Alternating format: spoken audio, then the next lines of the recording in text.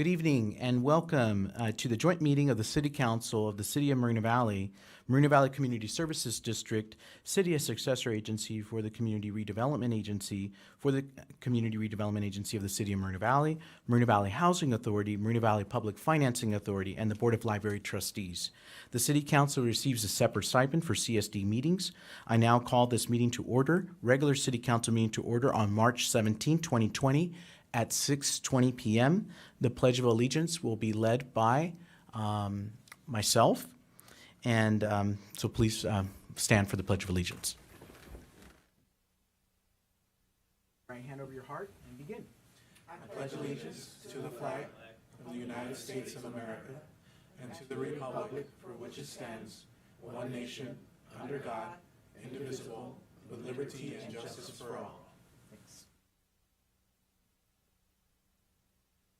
All right, and then those in Zoom, you should be able to be seeing everything here and seeing me, just like, and then the council members, just to let you guys know, whatever the Zoom folks or in the virtual folks, they see basically that screen right there. Okay, so we were able to figure that out. So it's actually really cool. Okay, so Madam Clerk, roll call, please. Yes, sir. Councilmember Thornton, Present. Councilmember Marquez, Here. Councilmember Cabrera, Here. Mayor Pro Tem Baca, Mayor Gutierrez. Here. Staff introductions, please. Pat Jaquez-Nares, City Clerk. Marshall Ironman, Assistant City Manager, Chief Financial Officer. Mike Lee, Interim City Manager. Alan Brock, Assistant City Manager. Manny Mancha, Community Development Director. Patty Solano, Parks and Community Services Director. Michael Wolf, Director of Public Works, City Engineer. Captain John Salisbury, I function as the Chief of Police. Abdul Ahmet, Fire Chief. All right. Thank you. So what we're going to do is we're going to hear actually public comments for this evening. I do ask and encourage everyone participating to keep their comments respectful towards each other. And the public comments basically work like if you were at a regular council meeting. So basically, depending on how many speakers, normally it would be 3 minutes. If there's a lot of speakers, then it can be 2 minutes or no more than 30 minutes according to our rules. Looking here, I'm seeing that there are about 6 speakers, so we'll go ahead and allow public comment on that. But before that, we will actually have public comment from the audience that's actually here tonight. So we do have, oh, we don't have anyone? Yes. On all items? Yes. Okay, can you say the name? We only have one speaker in-house, Tom Gerald. Okay, great. So Tom Gerald, because he's here, he's going to speak for public comments, and then at our other meetings, it'll only be done through Zoom just because we have to follow the county order and the governor's order and CDC guidelines and all these things too for safety. So once he starts speaking, then we'll actually go straight to our virtual world, our Zoom folks, Zoom residents, and then you will actually start speaking. And then once your time is up, and you'll actually be able to see a timer, but once your time is up, I will actually say thank you, and your time is up, and then I will mute you, and then the next speaker speaks, okay, from the Zoom. And then I just unmute them, and then that way they can start speaking. So it should work pretty seamlessly. So we'll go ahead. Before I do want to mention publicly that these public comments tonight, because we're dealing with making sure that we're having enough residents participate online and then also here in person. The public comments for tonight during non-agenda items and agenda items is one time. So you're going to be able to speak on non-agenda items and agenda items at this moment only. Okay? All right. Tom Gerald. Okay, Tom Gerald speaking on behalf of myself and so much for the Sundance Center where I spent a bit of time. Mayor Pro Tem, council members, and members of staff and the public, both here in the chambers, watching at home and listening on our cool high-tech stuff. It's neat, so challenging times. But I affirm the council for taking things head on as we see our county, our state, and our federal government. I think overall the country's doing a bang-up job. I really do. People are pulling together, and the president said today there's a spirit that's strong, and that's a good thing. It's time to put aside differences and fight a common enemy right now. Something I've had an idea for a long time, long before COVID-19 popped up, and just a good common health practice, if you will. The Ralph store that our bank is in, I go to, they got those little wipes that when you walk in, you can wipe the cart down with your hands or whatever. And those shopping carts, they're just little bug carriers, I'm sure. And, I always take note. I look for ones that the little seat covering down, because that means some kid was sitting on it, and bluntly, diapers leak. So I'll try and get one that wasn't flipped over. But, I'll give it a good wipe down. I've done that for years, as long as they've had it. And I think that's something we should mandate. I don't know if we can do it as a city, but maybe we can kick it upstairs to the county and through the health department or something. I think just a good common sense practice. I think they're great little tools, as long as people don't go nuts and take 50 of them and get nutty. There's always unexpected circumstances. So, but I'd really like to see that. I think that'd be a good, simple thing. And any retail establishment that has things you're going to be touching, it'd be a good practice if people come in, and tidy up a bit or wipe down the cart or whatever they're going to use. Simple health tip, I'll stand by wheatgrass. I'll tell you, it kept me going all winter and actually many years before. So, and so good standard health practice there. And some people complain about the taste, but like I said, I've been living on the stuff most of this winter and years past. But so that's my tip of the day. So thank you for your attention to this and give me time to speak. Thank you, Tom. And then just to let everyone also too that's participating via Zoom virtually, just so you know, the way it works when you're here for public comments, physically here, is that when you make your comments, so you just make your comments, you can, make the comments, but we do not respond to the comments until towards the end of the meeting. And that really has to do with, because we have several speakers, and so we want to make sure that we get enough speakers. And, the primary objective for tonight is, to conduct the city's business and obviously hear from you as well. So if you do have any specific questions about things or anything like that, you can more than happy, you can ask those questions, but just know that this isn't technically the forum. But what we do is, if you do ask a question, is we do have our city clerk here, and she actually writes down your information, and then we reach out to you as well. You can also message me, privately on Zoom. There's a way to do that. If you look at your Zoom, you can message me privately and with your contact information, and then with that, we will follow up with you with your specific issue and give you some results. Also, the city manager at the end of the meeting responds to public comments as well. So those are two other opportunities where you do get to hear about, what your comments were and all that, and how we're actually resolving them. Okay, so we at this time we are going to do 3 minutes each for public comments, and we'll go ahead. And the next three speakers are actually, let me go right here. Is Carrie, then followed by Rosario, and followed by Josephine. So if you guys could be ready, that would be great. All right, so we'll go ahead and have Carrie then. Hi, Carrie, you're live. Hi. Hi. Hi. My name is Dr. Carrie Then, and as a formerly trained Standard Emergency Management System member at the University of California, Riverside, and a former member of the Emergency Operations Center at the University of Redlands, as well as a 20-year military veteran, I have some experience in understanding disaster preparedness plans and their accompanying standard operating procedures. I am currently looking at the most recent publicly available copy of the City of Moreno Valley's Emergency Operations Plan, dated September 1st, 2019. The threat assessment summary contains 11 threats, of which one, number 10, is titled Public Health Emergency. I am concerned about the very limited, if not totally absent, city response to the current public health emergency declared by the governor and the county. The section of the emergency plan should offer detailed information about city government response, but it completely relies on the strategic national stockpile that is only released to state and county medical officials. This very limited city 3-page threat statement is devoid of what assets might come to the city, how they would be deployed, or how the city plans to help and protect its citizens during the current public health emergency. It appears to be a boilerplate document without depth. The city's only response thus far to the ongoing emergency is to provide food center operating hours, information about senior center meals, and the closure of city facilities. This is insufficient, and a city of our size must do more.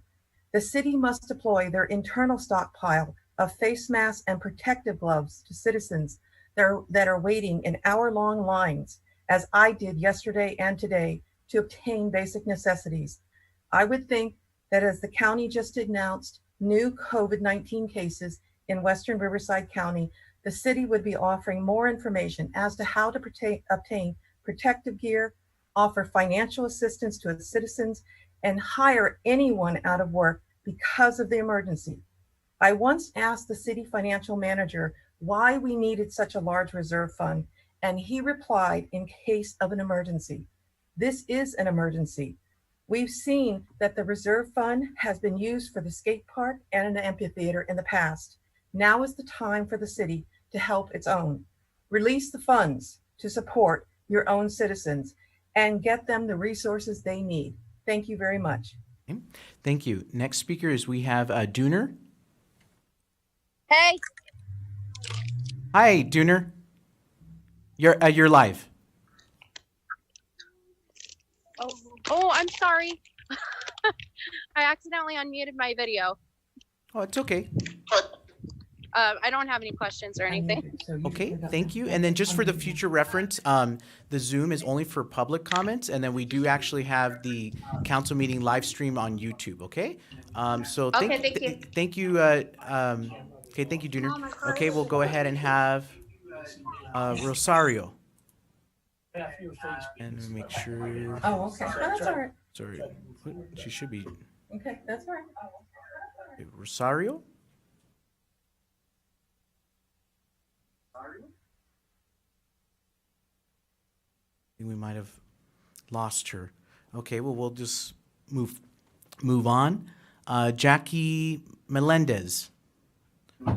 You're live. Hi, Jackie. Hi, I was just on the call. I wasn't actually trying to come in. Okay. Yeah, thank you. Thanks. Okay, it's only for, okay, thank you. Okay.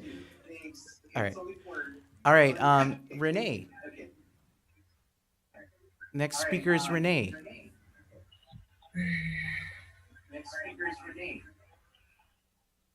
Okay. Okay. How about James? James Verdugo? Usually you can. James Verdugo? You can.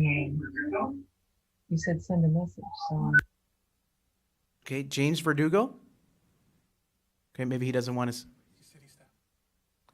Okay, okay, thanks. Okay, if all city staff could, thank you. Okay, appreciate it. Okay, all right. Because this is really for the public. I want to make sure that they get, access to hear from us. Okay, is Rosario from the public too? Okay, Rosario? Hi, this is Rosario. Oh, hi. How you doing? I don't have any questions right now. I was just hearing out the actual public and Okay. seeing what they have in concern. And I think something that Carrie was saying, it's a little bit more communication and what we want to hear from our city saying. What do we have to do more, like personal use, stuff that we need, or how the funds are going to be provided to the persons that are actually staying at home and stuff like that. But right now, I just don't have any questions. Okay, thank you, Rosario. Well, you know what? First of all, I just want to say thank you for participating. It's really important that we hear from the public, and I really like the fact that you called in and you're participating. So thank you for that, and we will provide you a response. Okay, thank you. Thank you. Okay, no problem. Okay, next. Okay, Robert is non-speaker. Okay, all right, and we got everybody. Okay, perfect. All right, thank you, and if you can give me a thumbs up in the chat box, that would be great if you found it easy to use with Zoom, okay? We're gonna go now to our consent calendar. sections A through E on the agenda. All items listed under the consent calendar are considered to be routine and non-controversial and may be enacted by one motion. But before we do that, by the way, in closed session, we did approve the selection of the interim city attorney, Steve Quintanilla, and I forgot to mention the first part, which is the release of the current city attorney, and that was a 5-0 vote to release the current city attorney, but we do now have an interim city attorney named Steve Quintanilla. Okay, thank you. Any council questions for consent calendar? Okay. We have Councilmember Cabrera. Thank you. I do just want to make comments on items A9 and A5. Okay. All right, seeing that no other council member has pushed their button here, we'll go ahead and go, Councilmember Cabrera, if you can make comments on A5 and A9, please. Yeah, so A5, just want to make sure that, the public is aware that the city is working and is now allocating funding for a new homeless assistance program to expand the services that we're providing for homeless folks here in the city. So, as more specifics come out, we'll be sure to share that. But this is a partnership, continued partnership with the Salvation Army so that they can expand their current services. As you know, we have the Homeless to Work program at the moment with them. And so I just wanted to make sure that everyone knows about this this new program that's being implemented. And for A9, I did want to also just spotlight this. This is something that the city, and I do want to thank the mayor and my colleagues, council members here on the dais, and all of our city staff for bringing this project forth. We're going to have a new library. I commend my colleagues here for, before I even came on, they worked on opening a new library at the mall in December of 2017, and now we're opening a new library. And so, for 30 years, this city only had one public library, and in the past 3 years, we're going to open up 2 now. So, this is really good. It's going to be extremely helpful for our community, for underserved neighborhoods, more opportunities for students, for our youth in particular, to have activities, to have a safe place to go to after school, so they can stay productive and they can stay away from harmful places, situations, and also just being in the wrong places. So just want to spotlight this. We're going to get a new library. It looks like August is more than likely going to be the opening for this, and I'm really looking forward. So thank you again. All right. Okay, so I just need, let me move that. Okay. I just need any, we already did the public comments, so entertain a motion. Now, on this item, I do want to make sure that, so myself, for an item A18 and B5, I am recusing myself from a potential conflict of interest, and I know Councilmember Marquez as well. I'll make a motion to approve. Okay, for item A18 and B5? Yes, correct. Okay, so we're recusing on that. Motion made by Mayor Pro Tem Baca, and then a second by Councilmember Dr. Thornton. Okay, please vote.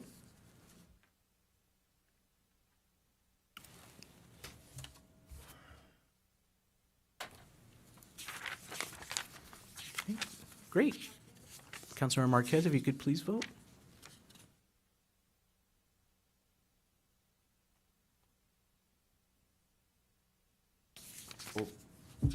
All right, great. Okay, the item carries and passes.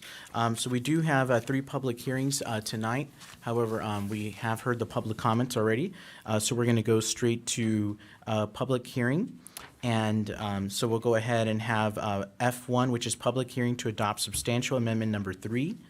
And we'll go ahead and have a report from Financial and Management Services. Okay. Thank you, Honorable Mayor, Mayor Pro Tem, City Council members. The item this evening is to adopt, or public hearing to adopt a substantial amendment number 3 to the fiscal year 2019-20 annual action plan. And this amendment really focuses on the Neighborhood Stabilization Program, or what we reference as NSP1. That is a federally funded HUD program that was utilized initially at the beginning of the recession. We were allocated funds for really the rehabilitation of houses as they were hitting foreclosure. In that fund, we currently have about $3.5 million that have come back as properties were sold and kind of reinvested in the community through that program. At this time, we do have a project of 80 affordable housing units at Cottonwood and Indian. Part of the funding for that project would be the allocation of this $3.5 million from NSP funds into the development of that project. So this item is to allocate those funds, and this is part of the funding. Another public hearing will address a second part of that funding. And if you have any questions, that completes my report.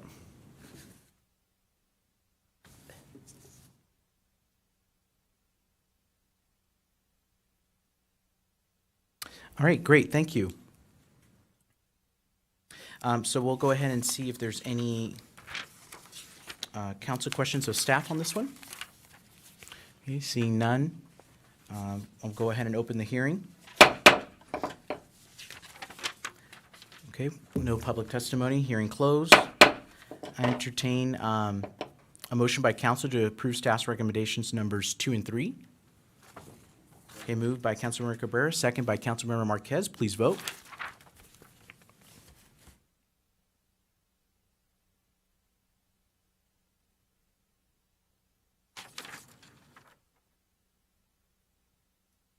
All right, great. Okay, so the item is approved, and we'll go straight to item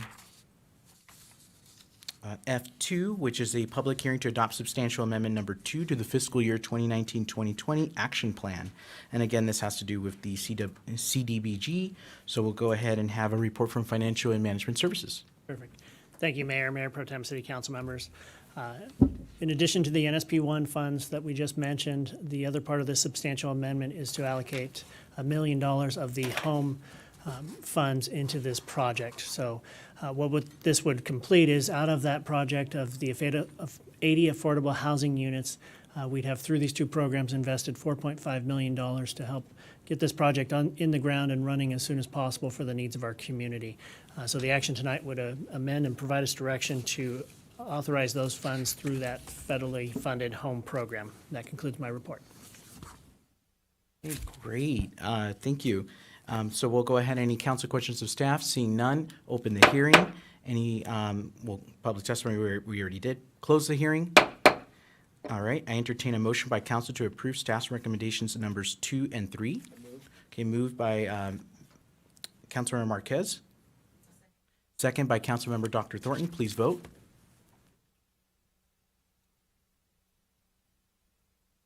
All right, and the item passes. Great. Awesome. And then just to let the virtual public know, I sent you a message. It basically says, please leave your phone number and question in the chat box, and then we will get back to you with your specific question. You can actually send me a private message, and then it saves, and then we'll be able to get back to you. Okay? So that way nobody else sees your phone number and all that. All right, F3, public hearing for the One National Pollutant Discharge Elimination System for ballot proceeding, report of Public Works. Michael Wolf. Good evening, Mayor. We're going to ask Candace Castle, the Special Districts Manager, to give the report. Good evening, Honorable Mayor, Mayor Pro Tem, members of the City Council, Candace Castle, Special Districts Division Manager.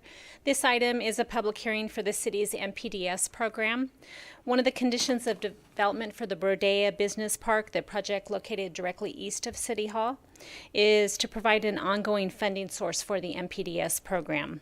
The property owner has requested that the city apply a parcel charge onto their property tax bill to fund the increase costs related to the program for their development. Tonight's public hearing is a required part of the process that allows the city to do that.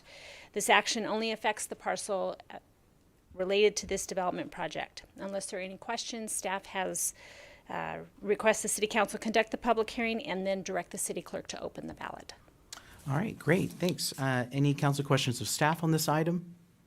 Okay, seeing none, we'll go ahead and open the hearing. Okay, no public testimony. We'll go ahead and close the hearing. I entertain by council a motion to approve staff's recommendation number 2. Okay, a motion made by Councilmember Cabrera, seconded by Councilmember Marquez. Okay, please vote.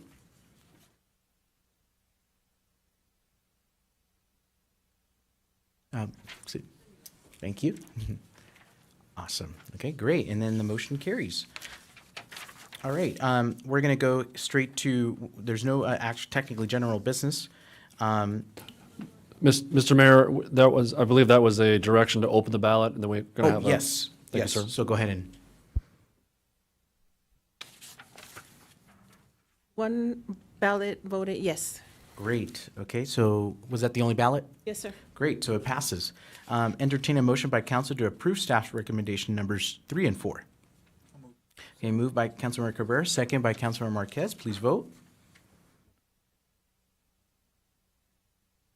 All right, great. Thank you so much. And then now we're going to go straight to our city council reports. So we'll have a report from Mayor Pro Tem Baca, March Joint Powers Commission. Thank you, Mayor. On, let's see, March 11th, we had a March Joint Powers meeting where we had a long discussion about the National Guard Youth Challenge Program. And we will be bringing it back to the commission after more meetings are held by the TAC and the city. So please keep us posted, keep involved, and we'll have more information down the road. Thank you. Hey, thank you. We'll have a report from Councilmember Marquez, please, Riverside Transit Agency. Yeah, thank you, Mayor. During these crises, RTA has taken additional measures for its passengers, including onboard posting of safety messages, disinfecting all the buses at a minimum of at least once a day, sometimes twice a day, depending on the driver and if he has the time, and sanitizing trash cans, bus benches at stops throughout their system. Additionally, due to the school closures, many of the school tripper bus routes will be suspended as of March 16th till the end of, around end of April. That concludes my report. Great. Thank you so much, Councilmember Marquez. My report is from the Riverside County Transportation Commission, RCTC. Good news for our commuters that travel through the Badlands on the State Route 60. The second westbound lane between Beaumont and Moreno Valley has reopened on March 5th, marking a major milestone for the Truck Lanes Project. The Truck Lanes Project is widening a 4.5-mile section of Route 60 in an effort to improve safety and reduce traffic congestion. And work is expected to wrap up in late 2021. This concludes my report. And we're going to move straight to the city manager's report. And then city manager, if you could please also respond to some of the comments as well. Sure, thank you, from the public. Sure, thank you, Mayor. There was a speaker talking about the emergency preparedness. We actually do have a emergency disaster plan, and we've been working on that with the fire chief. As you know, this is a pandemic of a large proportion, and with a lot of these supplies throughout the whole world, some of the protective gear, they're in short supply. And we have been working with our fire department and trying to gather these supplies. And our first priority, of course, is to make sure that our residents are protected. But we need to make sure that our first responders have the proper equipment when they're responding to the needs of the residents. So we are still working on gathering more supplies for the need. There was also a discussion about our efforts. We have been working very diligently with state EDD to make sure that any of the benefits that are afforded through the state to a lot of our potential residents that might be out of work, that information is provided to our residents. Also, we're working very closely with the Small Business Administration, in which they have more information on some relief that are provided for small business, and that information is also provided to our small business group. And finally, we're monitoring a lot of the federal laws that are in legislation. There was one that was recently passed by the House. We're also waiting for that to be passed by the Senate, and hopefully the President will vote on that bill, and that would provide additional relief to the whole nation. This concludes my report. I also just want to add, I want to commend the mayor's leadership in the past few days of really dealing with the grocers on really encouraging the grocers to allow opportunities for our seniors and also our residents that are disabled. And based on the interaction that we have, these grocers are actually opening up and having new hours to address those issues. Thank you very much. Great, thank you. And then one thing I just wanted to add also, if you're not on the Alert MoVal, okay, that's really important to be on Alert MoVal, and you can go to moval.org, and then on the right-hand side, you can sign up with your phone number. That's really important because that's where we also send messages as well. Also, our city Facebook page, that's really important. That's where we also list information, and then also my page, Dr. Gutierrez, Mayor of Moreno Valley. So I also list information there as well, and I have been posting. I know our city manager as well, our media team as well. I've been writing in the paper as well, and just we're all trying our best here to make what's best of the situation. And I understand that people are concerned, but we do have a plan in place. We do have our pandemic plan and our disaster emergency operations plan as well. Okay, all right. There's no report from the city attorney, so we'll go ahead and have Councilmember Dr. Thornton for your concluding comments. Thank you. Thank you, Mayor. I want to commend my colleagues here and the city staff for our incorporation of technological tools in facilitating today's meeting. It's very important for us to continue the business of city government, and I'm really proud to say that all of us showed up today to decide on some very impactful things that are happening in our city, and to just show that we're here to do the job and we're committed. So thank you so much for the staff for putting the Zoom application together. I know that took some time, and we're all learning. And just to piggyback off of the mayor, I feel wholeheartedly that we have, this is a very extraordinary situation that has changed. At least 2 or 3 times a day, we're getting new updates. And so we're doing our best to communicate with the community. Please, if you're not subscribed to the Moreno Valley newsletter for email, you'll get email updates. Once again, social media, I update my account also, but the City of Moreno Valley has an Instagram page and a Facebook page. That's a way for you also to be updated. Some other things, I know we all probably going to speak a little bit about COVID-19. It's had such an impact. And my one charge to my neighbors in Moreno Valley is this is going to have such a impactful, negative impact on our business community. Specifically, I'm thinking about the restaurants. So I really am going to encourage all of us to make a commitment, our favorite mom and pop restaurant, to still frequent those businesses. They are still open, drive-through still open, pickup. You can ask for delivery, and then you can utilize all of the various delivery tools for food. I'll be going to Avocado Burger after this. So think about, cupcake and espresso, curry kebab. All of our local mom and pop restaurants are going to be hit so bad, including all of the other businesses. But if you could make a commitment to frequent those businesses at least once or twice a week, I think that will have a huge impact. So I'm just asking you all to consider that. Another one is there's a hoarding of water. And I just want everybody to know, EMWD, the water in your sink is perfectly fine. So please drink your tap water.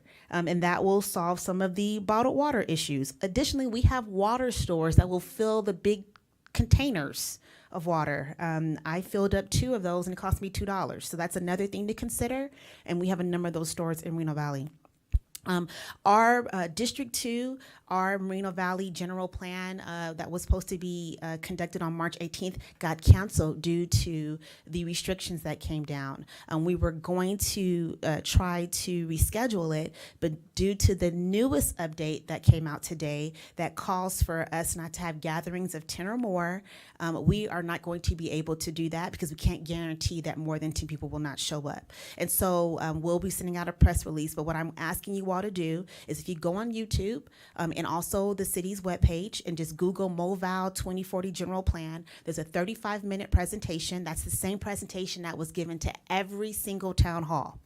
Watch that presentation, and then underneath the webpage is going to be separate areas where you can then provide your input on the economy, on events, community plans. I'll be giving specific information on my Facebook, and on the press release we'll give detailed information of how you can give your input. But this is a very fluid situation, and so unfortunately, we are not going to be able to have a District 2 in-person town hall due to this. But please look forward to having some information on the best way for you to get involved with that. And as always, you can always email me at carlat@moval.org if you have additional questions. And outside of COVID-19, we still have been doing business things. I want to thank Amber Levon from Donkeyland. I, along with our police chief, our animal service director, Steve Freeze, we had a representative from County Board of Supervisors. We had Riverside County Animal Services in attendance, and also San Bernardino. We all took a tour of Donkeyland because you all know burros. Burros. So Donkeyland is an amazing, amazing facility, and Amber and her husband, who take the lead, they're volunteering over at Donkeyland. They really showed us the resources, which is the land that's available to our burros. The number one issue of why the burros are not staying in that land that's in Wretched Canyon is because of a number of things, but one includes us feeding them.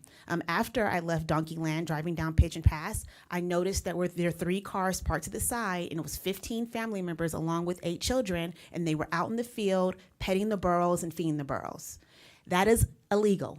We have passed a municipal code. It is not okay to feed the burros. It's not safe for them, and it's not safe for us.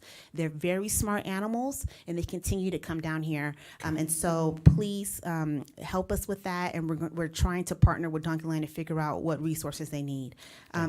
And as always, like I said, I'm always available by email, and I'm asking for patience and a good spirit with our residents. Thank you. Okay, thank you so much, Councilmember Dr. Thornton, for those comments. We will have Councilmember Marquez. Thank you, Mayor. No problem. Yeah, I'll be out. I'm not going to be as visual out there as I've been in the past because of this virus. I do have respiratory problems. It's very easy for me to catch anything out there, so I'm going to stay put for a while.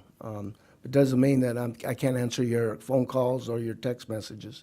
If you need to contact me for any reason, you can contact me by my website or my city website is davidma@moval.org, or you can call here at City Hall and they'll give me a message with your number. It's 951-413-3008.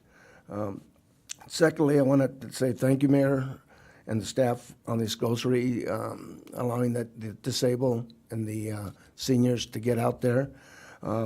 If you're in line at a store that doesn't honor this, and you see these elderly people or disabled people, please let them go up front.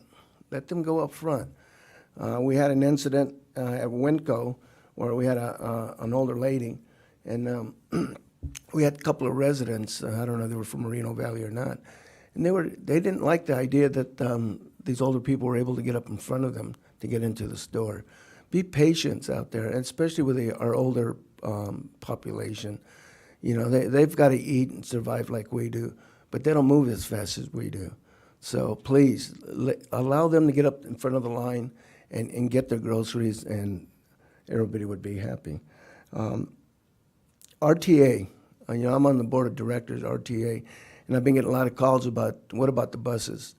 Well, there's so much you can do for a bus. These drivers are cleaning those buses down more than one day, daily. They're out there, they're wiping down the benches, the rails, and don't be afraid to ride on RTA.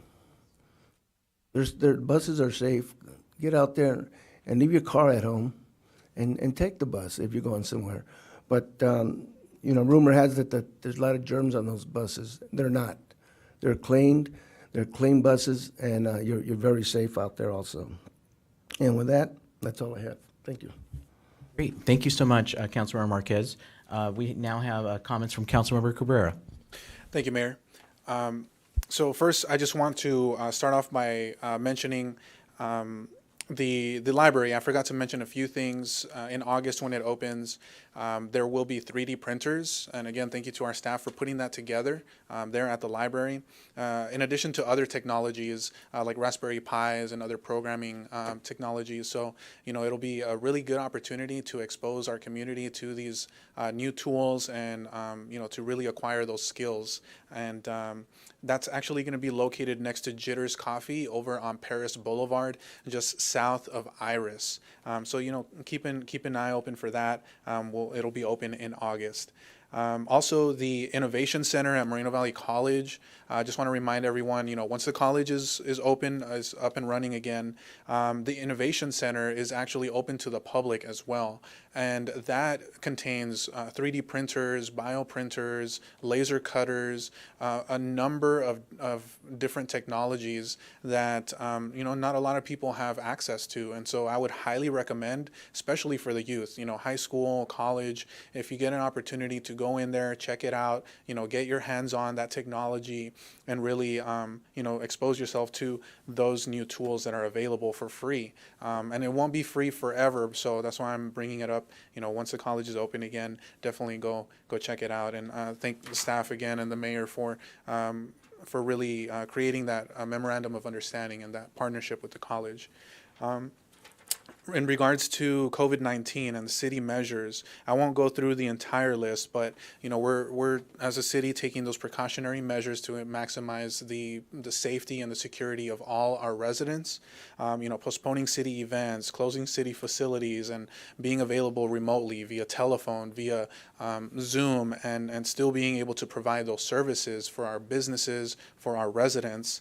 The grocery stores, again, that's absolutely amazing, and thank you, Mayor and staff, for putting that together. I know the residents are extremely happy about that, so I look forward to other grocery stores and other facilities also joining in this effort. I also want to just mention our first responders as well.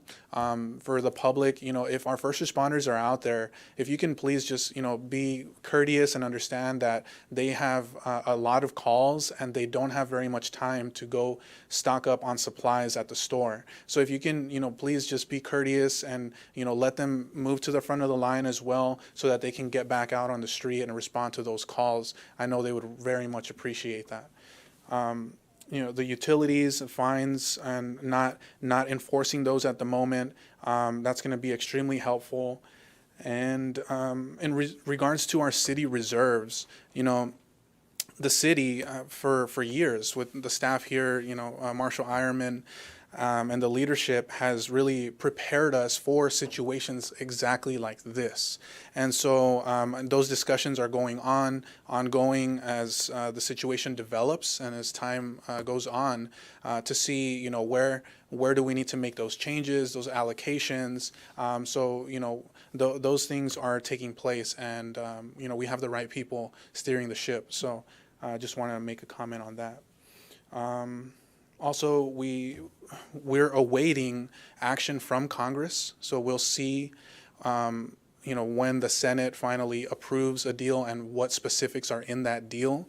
Once it is, you know, we'll make sure to share that and push that out into the public, so that any assistance that is available, we make sure that anyone who can actually acquire that assistance does. So, you know, we'll keep an eye on that.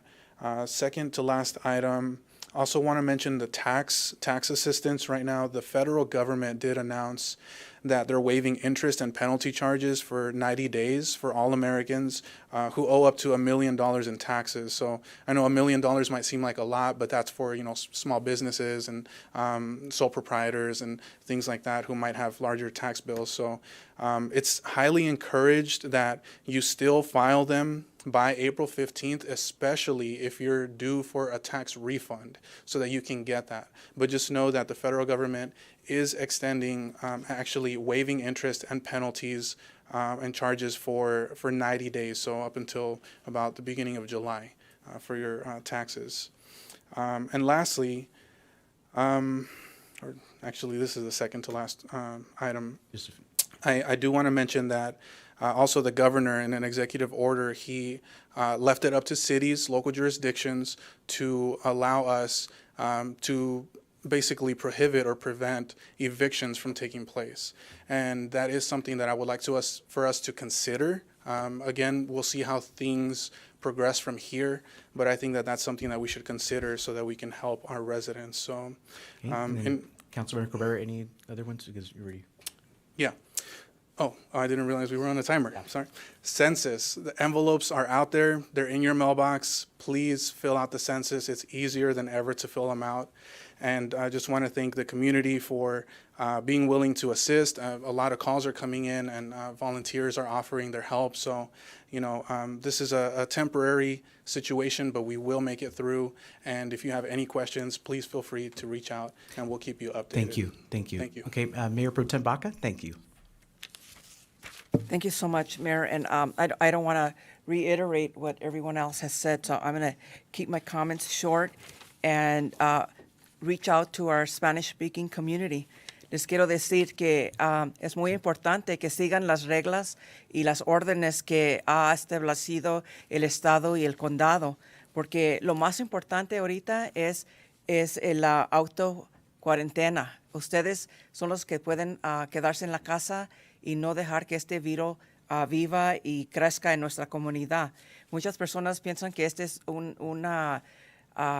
algo chistoso, un chiste, pero no, es algo muy serio. Y si ustedes lo toman serio, muchas más personas van a tener vida, porque esto es algo muy peligroso. Y es algo que nunca hemos visto en nuestra vida, y en todas las personas que están vivas ahorita no han visto esto en su vida. Y es algo que es la primera vez que como una ciudad estamos teniendo esta experiencia y estamos tratando de hacer todo lo posible para que todas las personas estén sanas y salvas en esta comunidad. Es serio lo que está pasando y como les digo, lo más serio es la autocuarentena. Los distritos en los estados de Kansas y Arkansas ya han cerrado las escuelas hasta el fin de este año escolar y parece que va a pasar aquí también en California. Las escuelas de Moreno Valley en muchas ciudades aquí en California están cerradas hasta el fin del año escolar, hasta los fines de junio. Es muy importante también que personas que trabajan y tienen niños que dependen en la escuela y nuestros programas del estado, de la ciudad, como Think Together, después de la escuela, que ustedes lo han usado como babysitters para que cuiden a sus niños. Esos programas están cerrados. Las librerías están cerradas. Todo está cerrado. También los restaurantes. No queremos más de 10 personas en un tiempo. Es muy importante que tomen esto muy serio. Según la agua, tenemos la agencia de Eastern Municipal Water District, donde ustedes pagan para la agua. La agua es buena. Los directores de esa agencia toman agua de la llave y es muy buena la agua. Eso no se preocupen si no encuentran las botellas de agua. Las personas que viven en Box Springs, no sé qué decirles porque no es igual, es una diferente agencia de agua. También les quiero decir que hay 3 supermercados que están apoyando porque nuestro alcalde, Extién Gutiérrez, les llamó y les pidió por favor que ayudaran a nuestras personas de la tercera edad y que están enfermos o tienen disabilidades. La Winco está abierta de las 6:30 de la mañana hasta las 7 para personas de la tercera edad y con disabilidades, para que entren primero. La tienda de Costco, de las 7 a las 8, no hay espera para las personas con disabilidades. El supermercado de Cárdenas está abierto de las 7 a las 8 de la mañana para personas de la tercera edad, las personas que los cuidan, y las personas con disabilidades. Y esto es porque el alcalde les ha llamado y les ha pedido ayuda. También, si ven ustedes a policías y bomberos en línea, por favor, dejen que ellos vayan primero porque ellos tienen que regresar a su trabajo de cuidarnos y protegernos. Cualquier otra cosa, por favor, llamen a la ciudad. Estamos aquí. El número es 413-3008 o con las Pat Jacques Nares, nuestra City Clerk, la área es 951-413-3010. Por favor, estamos aquí para ayudarnos y, como les digo, lo más importante es la autocuarentena. Muchas gracias. Thank you, Mayor. Thank you. And I just want to say, gracias a Victoria por esos comentarios. Y sí estamos aquí para ayudar a todos los residentes que están aquí en la ciudad de Moreno Valley. So I just wanted to thank Victoria for those comments and to thank everyone that's here and to let them know that we are here for our residents in our city. And I do want to take this time for my closing comments, just to really thank our staff. I do want to, personally thank Mike. I really do thank you, for your hard work, your commitment.